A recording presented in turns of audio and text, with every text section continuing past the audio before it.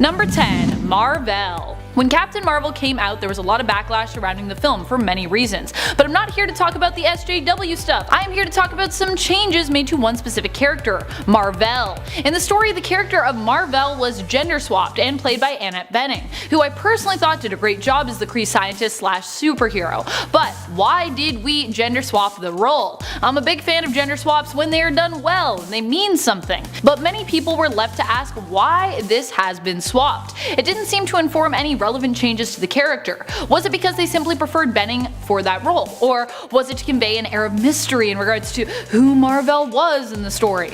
And if it's the latter, making a great change to the character's alias should have also then happened. As much as I like the idea of the change being plot driven, they then made her alias Wendy Lawson.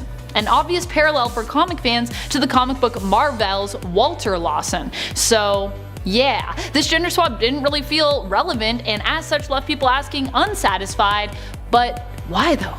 Number 9. Strange Academy. Strange Academy's first issue was just recently released early March 2020, but when the comic was first announced, it was met with lots of mixed feelings from Marvel fans, and fans of another popular franchise. See if you can guess which one. The idea around Strange Academy was to spin a yarn about a school of uniquely magically gifted youngsters who join an academy in New Orleans to hone their powers. Sounding familiar yet? Many took to Twitter to share their outrage for what was deemed a potential ripoff of many other magically based series and fandoms involving academies. Yep, one of them being, you guessed it, the magical world of Harry Potter. Of course, the first issue is out now, so this is one people can now read up on and decide for themselves if this backlash was warranted or not. Number 8. First openly gay character. In the MCU, that is. When it was rumored that the first openly gay character in the Marvel Cinematic Universe would finally appear after more than 20 films, people were of course excited and eager to find out who the character was and to learn more about them and their story. All the excitement unfortunately only led to disappointment and outrage from fans when we found out that the character, played by Joe Russo himself, was only in 10 seconds of the 3-hour film. 10 seconds, that's all we got. The character was simply an unnamed civilian who is part of a support group led by Steve Rogers himself, seeking to help those who lost loved ones during the snap. What do we discover about him? Well, we discovered that he simply lost his partner and is trying to get back into dating again. He had no importance in regards to the main narrative, and while the filmmakers had good intentions when it came to including an openly gay character, his lack of substance or importance made people feel like Marvel was merely pandering. People had been looking for more meaningful representation. Though Kevin Feige and the Marvel and Disney team responded to the backlash, assuring fans that more genuine overall diversity in the world of supers could be expected in the next phase. Number 7. Jesse Eisenberg as Lex Luthor. The DCEU has had its fair share of dealing with fan backlash, especially when it came to the film Batman vs Superman.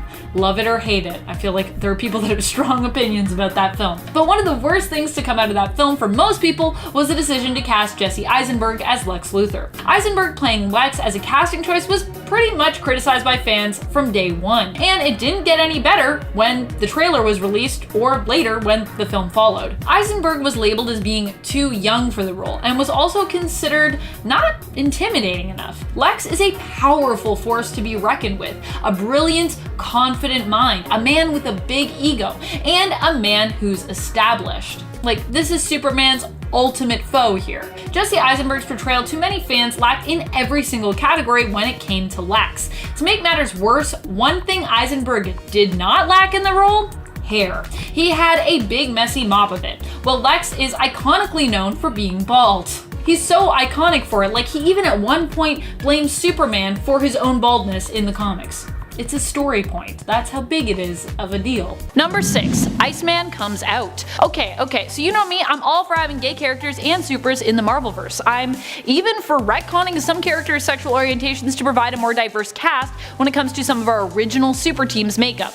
Because, you know, they were all really straight at the beginning there, because it was the 50s and the 60s. But this retcon got a lot of backlash for a reason that I would say is pretty understandable.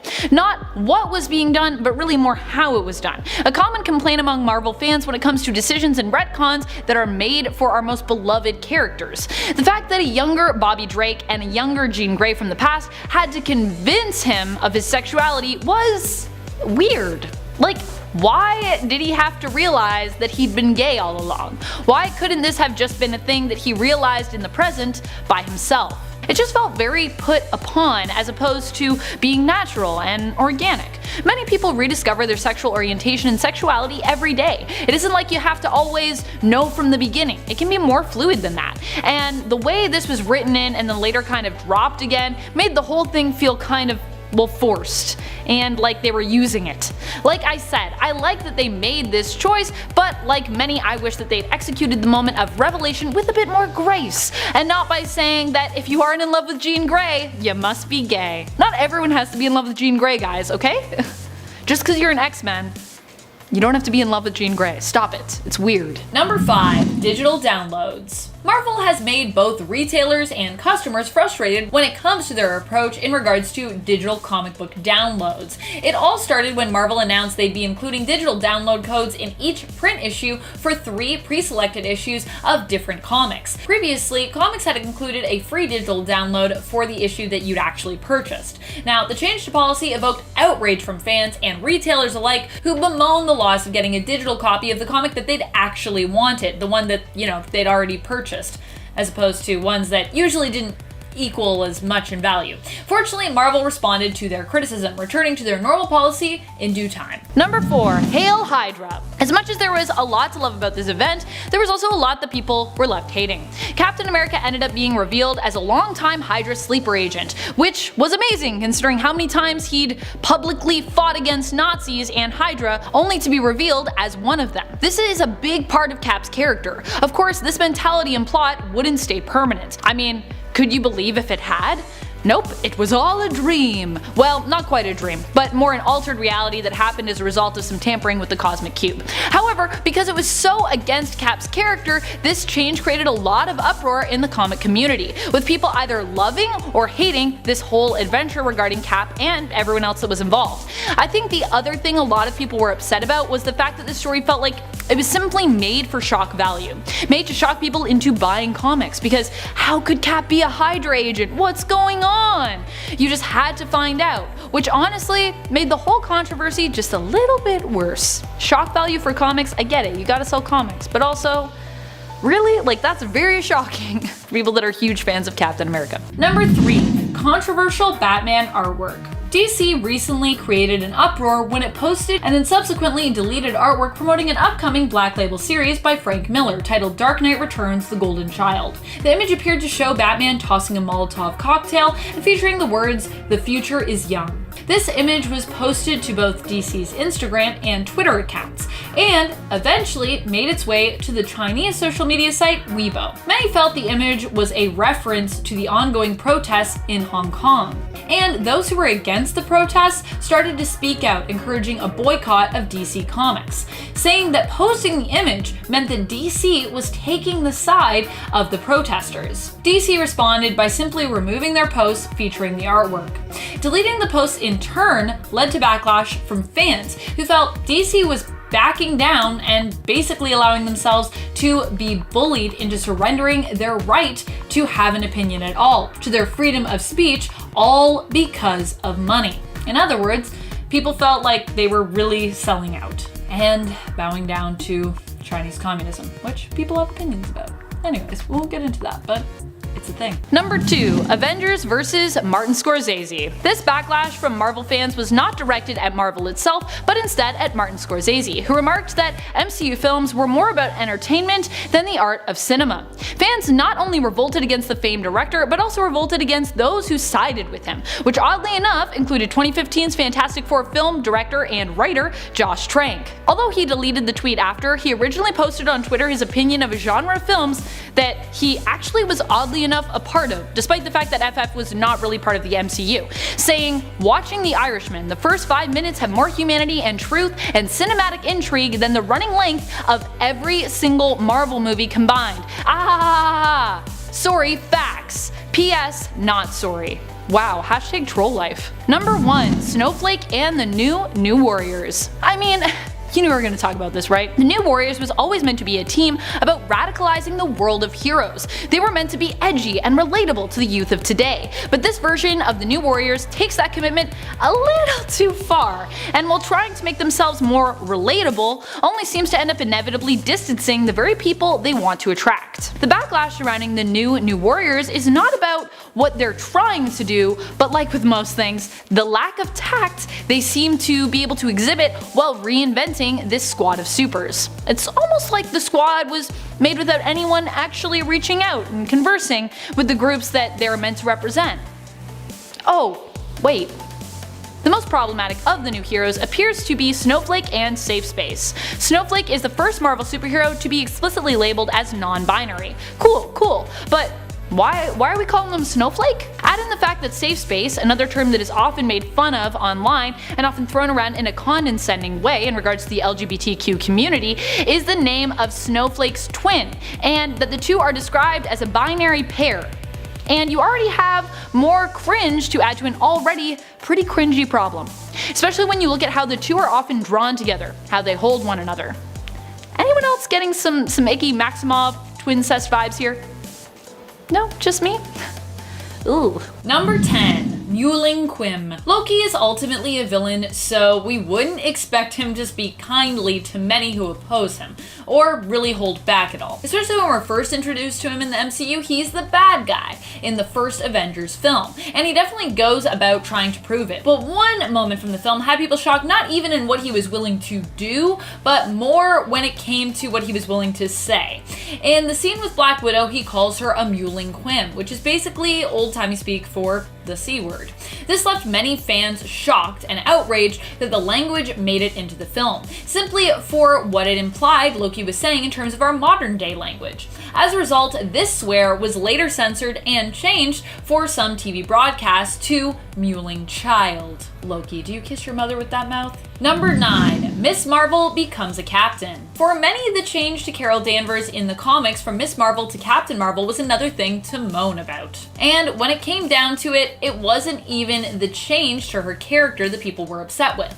Most people didn't mind the transition of the title from Miss Marvel to Captain Marvel. I mean, it made sense that she would choose to take on her mentor's name after he perished. Although people did miss Miss Marvel, we found a new one in fangirl of Inhuman descent, Kamala Khan, who many quickly fell in love with. What people really hated about this change was the look. People missed the Miss Marvel costume, and while you could say that sexiness was probably a factor when it came to preference, many would point out Miss Marvel's costume was just a more iconic look for Carol. It was a costume that stood out more and was more considered by fans to be original than the new Captain Marvel look, which was similar to Marvel's look, but simply with the colors reversed. Although Carol did manage to keep her sash from the classic Miss Marvel look, this wasn't really enough to appease fans. Number 8. The Mandarin twist. In Iron Man 3, the villain Mandarin appears, but it is later revealed from the film that this Mandarin is a washed-up actor named Trevor Slattery, who is basically used as a puppet to play the part. Fans felt they'd been robbed of having a proper Mandarin and expressed their disappointment at the change to the character.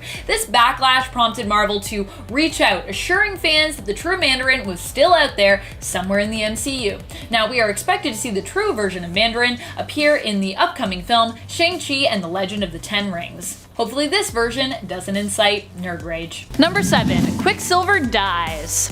Quicksilver is known for being one of the fastest, if not the fastest person in the Marvel Universe. His need for speed has saved the Marvel Universe more than once, and he's a popular and well-known character and stable among the superhero community. And yet, in the Marvel Cinematic Universe, he was reduced to death by bullet.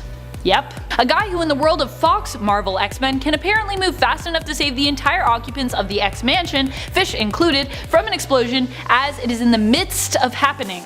Really? Really, Disney and Marvel? Really, you gonna do them like that? Number 6. Political censorship.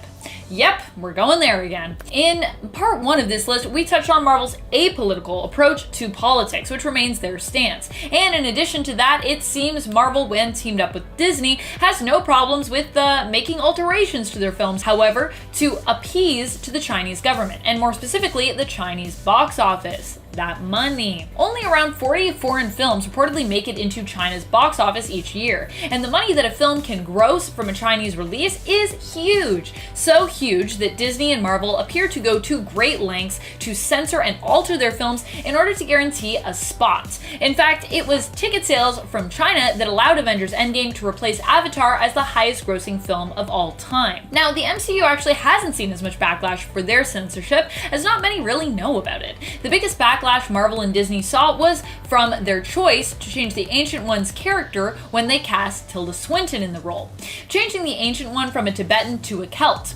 While creatives claimed that this was actually a choice made to avoid stereotyping, the bigger reason behind this was probably to lock in their spot in the Chinese market, who have a long history of conflict with Tibet. Number 5. Where is Oracle?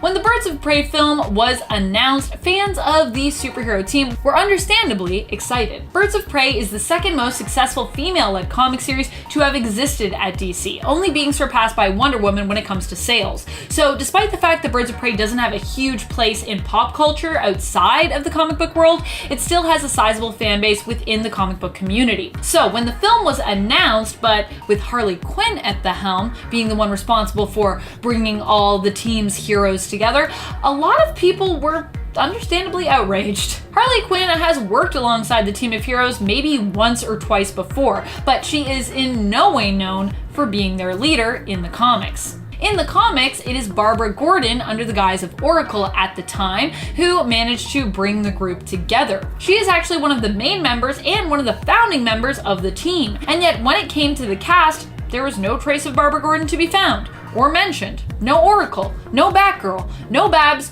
whatsoever. For many, this was a deal breaker, and though I personally think they managed to make the film work surprisingly well even without a Babs, a lot of fans were disappointed that she would not be appearing. Number 4. Recasting old characters. The debate surrounding inclusion and diversity has been ongoing and long. So much has been said in just the world of Marvel even around this issue that I definitely don't have enough time to touch on everything here in one single point. However, a big controversy that Marvel seems to have sparked major opinions on is the recasting of established superhero roles.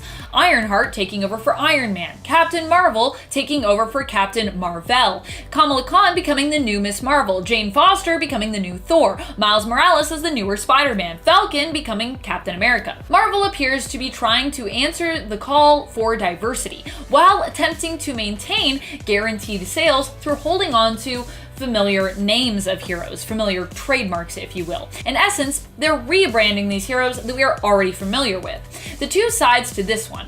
One, it has a tendency to alienate some fans who are more established, who are not necessarily about this new change, and who know these established heroes as they were originally, and don't want to see them recast or altered.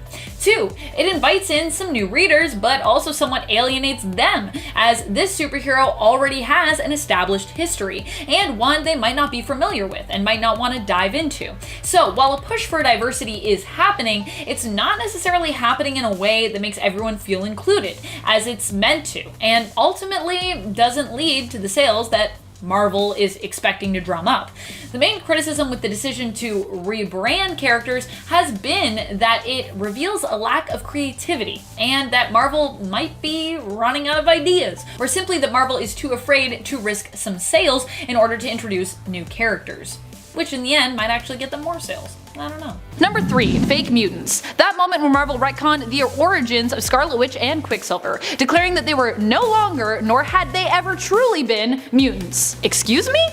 In Uncanny Avengers Volume 2, Issue 4, it was confirmed that these two were not mutants, but had been disguised as mutants by the High Evolutionary, who had experimented on them, got bored, and disguised them as mutants, just for funsies. But this whole retcon really started during the Axis event. During Axis, Wanda basically found out through a magical blood test, as the results came flooding in, that Magneto was not her father. Although Quicksilver was confirmed as her biological brother, which, given everything that was implied between the two in the Ultimate Universe, and their intense love for one another even in the main continuity, would have actually been something that I think we'd prefer retconned out of existence.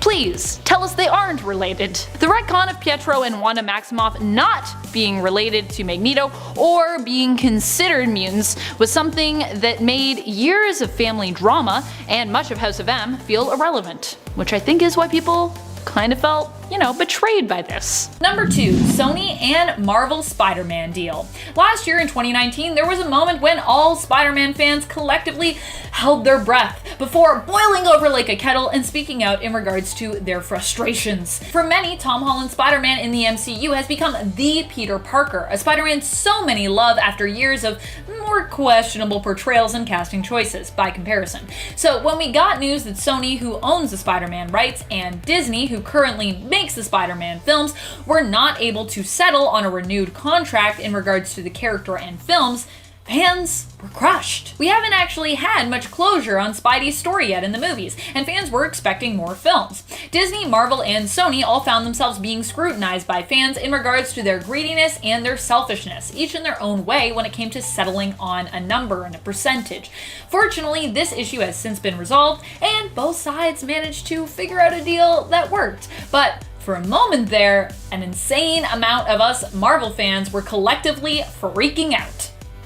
I know I was freaking out. I don't know. Were you guys freaking out? I was like, but I want to know what happens next. This will change things. You'll have to recast Spider-Man.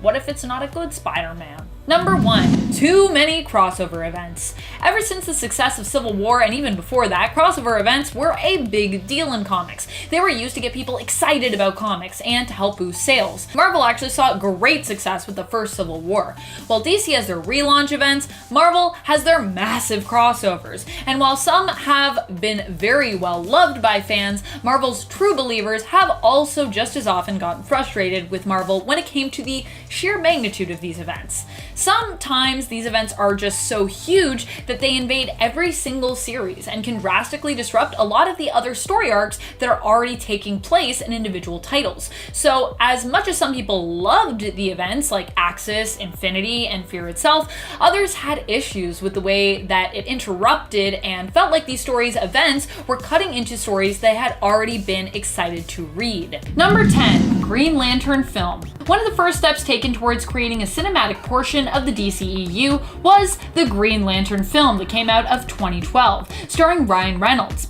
While he may now have landed the perfect role for himself playing fellow Canadian Marvel's Deadpool, this foray into the world of superhero movies was exactly the opposite of that success, a complete flop, and is widely regarded as a bad decision, a bad move. Most of the problems behind this film boiled down to a lot of clashing of taste when it came to the creatives involved in the film's production, and a ton of really bad CGI. Like, if you don't believe me that it's bad, go back and watch it. On the other hand, I just watched the first Toy Story again today, and that is still amazing. Number 9. Fires Gail Simone. Remember when DC fired famed comic book writer Gail Simone from her most popular book, Batgirl?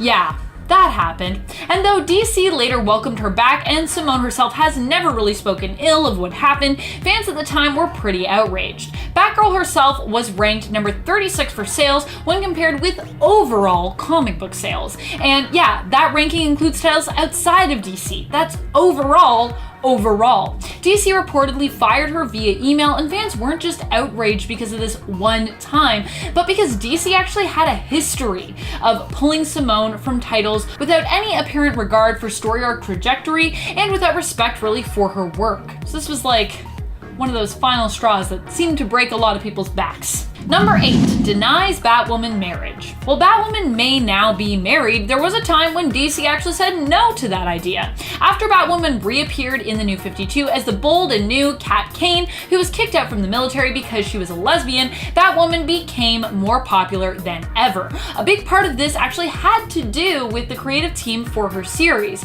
J.H. William III and W. Hayden Blackman. She was well written, well drawn, and killing it. Her series blew up and her fan base saw a dramatic increase in numbers. People were loving this new Batwoman. Things were heating up for her romantically as well, and the plan was for her to get married to her fiancé Maggie Sawyer. The two were supposed to have a wedding and tie the knot. Unfortunately, at the last minute, DC said no. This prompted not only backlash from Batwoman fans, but from her creative team as well, who both responded by walking away from the book because of DC's DC's refusal. Also, a lot of this backlash came from the fact that DC was doing this a lot to people at the time. Last minute, just telling creatives, actually we're gonna change directions. And creators were like ripping their hair out. Number 7, the ultimate end.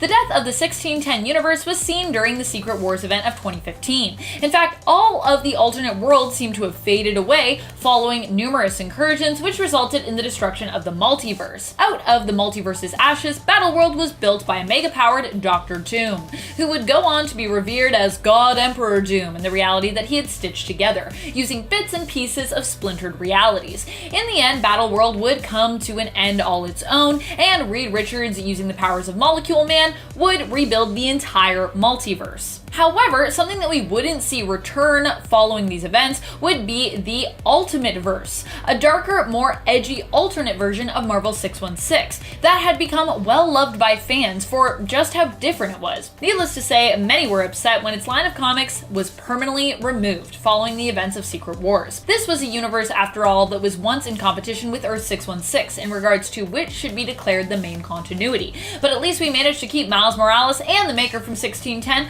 both great characters.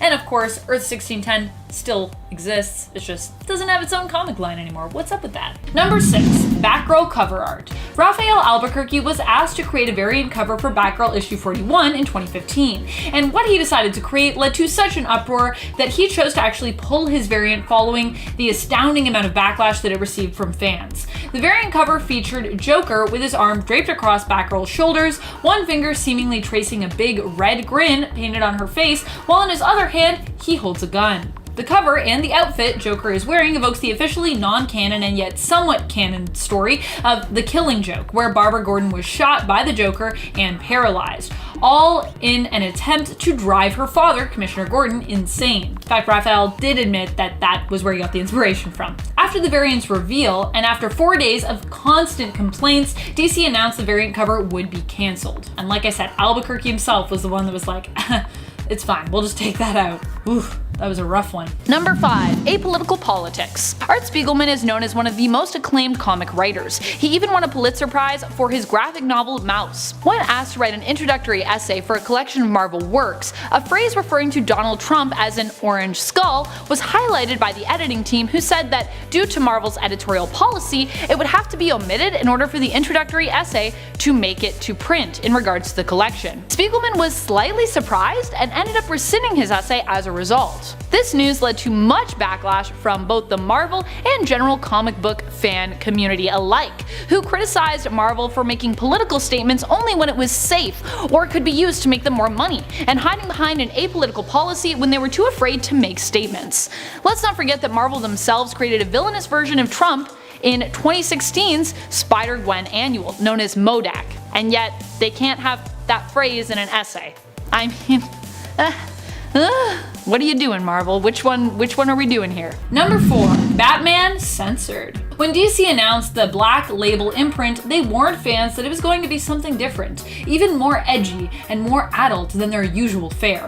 In DC Black Label, it was promised nothing would be off the table. So when Batman Damned came out and featured one of the most famous characters out there, Batman in the nude, DC was a bit caught off guard when fans appeared shocked.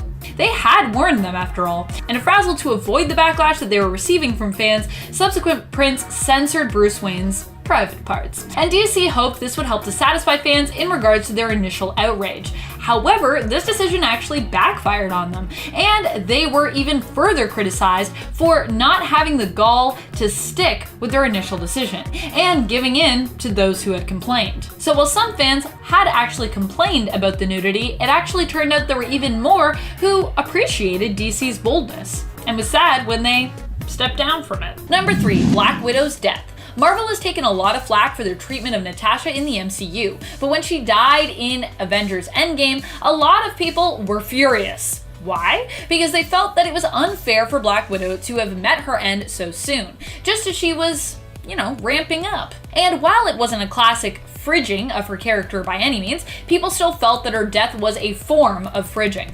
She got partially fridged. We closed the door on just half of her. It was Natasha's own choice to sacrifice herself so that her teammates could get the Soul Stone. Now, she did it for her team, and it was her choice. And she prevented Hawkeye from doing so because he has kids and a family. But some felt that Natasha's own lack of self-worth when comparing herself to Hawkeye, a family man, combined with the scene referring to her infertility in Age of Ultron, made it feel like her lack of having children was being used as a reason to devalue her character, implying in a roundabout way that Natasha was less than because she was a woman who didn't have offspring. Add in the fact that Iron Man, who himself actually had a family at this point and also died in Endgame, got a huge funeral, while Black Widow only got a line or two of acknowledgement for her sacrifice, and it's easy to understand why her death left a bad taste in fans' mouths. Hopefully, the Black Widow film will redeem some of these feelings for us. Number 2, Gotham High. You know it's gotten bad when the comments are turned off. That is what happened to the trailer for the new DC series, Gotham High. The creator herself, Melissa de la Cruz, has revealed that the purpose of the comic was to create a kind of gossip girl Batman. She goes on to state that she wanted to reinvent Chuck Bass, who to her is still Bruce Wayne, with all that iconic Batman personality. What is Batman personality? What does that mean? And yet, Cruz also reportedly confessed that she has little knowledge when it comes to the world of Batman comics, instead focusing on putting her own spin on the character she'd be writing. This has left so many fans worried about the series in regards to all of the dramatic changes that it poses to well-established characters and all the history and lore that they suspect it will completely disregard. And I mean, with DC characters, these characters are really well established. The trailer itself for Gotham High has already posed a love triangle involving Jack Napier, who I can only assume is the Joker, Selena Kyle, and the most richest and handsome guy at school, Bruce Wayne. Yikes. I am sensing some major Riverdale vibes with this one. And although I will admit I do watch Riverdale, that is a guilty pleasure of mine. It still is not great. It's not good. I'm not gonna lie. So I feel like this will be like that. Number 1, reboots on reboots. And yet not a reboot in sight. Get what I'm saying? You know what I mean? No one will know. I think it's a Canadian show, so Americans won't know what I'm talking about with reboot. DC has a huge and long history when it comes to their characters and the DC universe, but as comic publishers have struggled to stay afloat and hold on to sales, even DC felt the cold, icy breath of the Grim Reaper approaching. An attempt to drum up more sales and make their comics more widely accessible, this led to a relaunch of their main continuity, and the New 52 was born. However, this attempt to garner the attention of new readers and increase sales ultimately failed, with the increase being much more minimal than DC had hoped.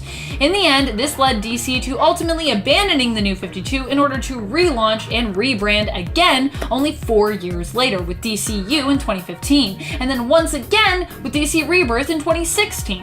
Fast forward to 2020, where we are expected to see yet another soft relaunch with DC's 5G event. Of course, they don't want us to call it a reboot, but we're changing some of the continuity again, so and it's gonna be canon, I believe.